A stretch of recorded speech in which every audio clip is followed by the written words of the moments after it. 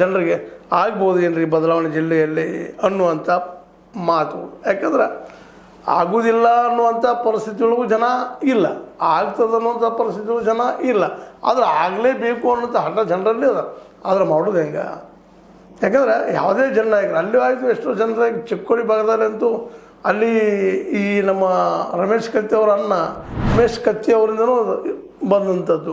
ಇಲ್ಲೂ ಸಹಿತ ಅದೇ ರೀತಿಯಾಗಿ ಬೆಳವಣಿಗೆ ಹಾಕೋದು ಬಂತು. ಅಲ್ಲಿ ರಾಜಕಾರಣಿಗಳು ಹೆಚ್ಚು ಇಲ್ಲಿಗಿಂತಲೂ ಹೆಚ್ಚಿನ ಒಂದು ಏನಪ್ಪ ಇಚ್ಛಾಶಕ್ತಿ ತೋರಿಸಿದ್ರು. ಆದರೆ ಇತ್ತೀಚೆಗೆ ಜಾರಕಿಹೊಳಿ ಸಹೋದರರು ತಮ್ಮ ಇಚ್ಛಾಶಕ್ತಿ ತೋರಿಸ್ತಾ ಇದ್ದಾರೆ, ಮತ್ತು ಈ ಅಧಿಕಾರದಲ್ಲೂ ಇದ್ದಾರೆ, ಬೆಳೆದು ನಿಂತಿದ್ದಾರೆ. ಅವರು ಇವತ್ತು ಜಿಲ್ಲೆ ಆಗಲಿ ಅನ್ನುವಂಥ ಒತ್ತಡ ತರ್ತಾ ಇದ್ದಾರೆ. ಆದರೂ ಆಗ್ತಾ ಇಲ್ಲ ಇಲ್ಲಿವರೆಗೆ.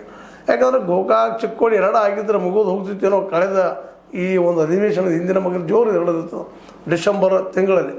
ಆದರೆ ಹೇಗಾಗಿ ಬೈಲಂಗಲ್ ಮತ್ತು ಅದೇ ಕಾರಣಕ್ಕೆ ಹಸನಿ ನಮ್ಮಂದು ಆಗಲಪ್ಪ ಮಾಡೋದ್ರೆ 4 ಕೂಡೆ ಮಾಡಿರಿ, 4 ಬಿಟ್ಟರೆ ಅನ್ನುವಂಥ ಒಂದು ಸ್ಥಿತಿಗೆ ತಂದು ನಿಲ್ಲಿಸಿದ್ದನ್ನು ನಾವು ಗಮನಿಸಿದ್ವಿ. ಇದಕ್ಕಾಗಿ ಮತ್ತೆ ಮುಂದೆ ಹಾಕ್ತಾ ಹೊಂಟದ.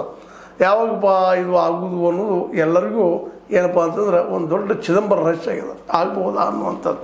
ಈ ಸಂದರ್ಭದಲ್ಲೇ ಚಿಕ್ಕೋಡಿ ಜಿಲ್ಲೆ ಆಗ್ತದೆ ಅನ್ನುವಂಥ ಮಾತನ್ನು ಮಾತಾಡಿದ್ದಕ್ಕಾಗಿ ಸಹಜವಾಗಿ ಮತ್ತೆ ಇತ್ತು. ಗೋಕಾಕದಾಗಿರ್ಬೋದು, ಬೈರಂಗಲ್ ಆಗಿರ್ಬೋದು, ಹಸನಿಯವರಾಗಿರ್ಬೋದು, ಅವರು ನಮ್ಮದು ಜಿಲ್ಲಾ ಮಾಡಿರಿ ಅನ್ನುವಂಥ ಹಂತಕ್ಕೆ ಬರ್ತಾ ಇದ್ದಾರ ಅನ್ನೋದು ಅಷ್ಟು ಸತ್ಯ.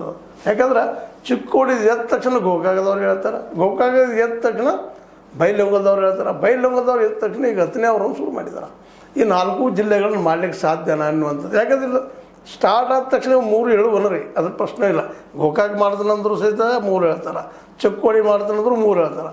ಅಂದ್ರೆ ಈ 4 ಜಿಲ್ಲೆಗಳನ್ನು ಮಾಡಿದಾಗ ಮಾತ್ರ ಬಗೆಹರಿತೇನೆ ಸಮಸ್ಯೆ ಇದು ಅನ್ನೋದು ಪ್ರಶ್ನೆ ಇವತ್ತು. ಅದರ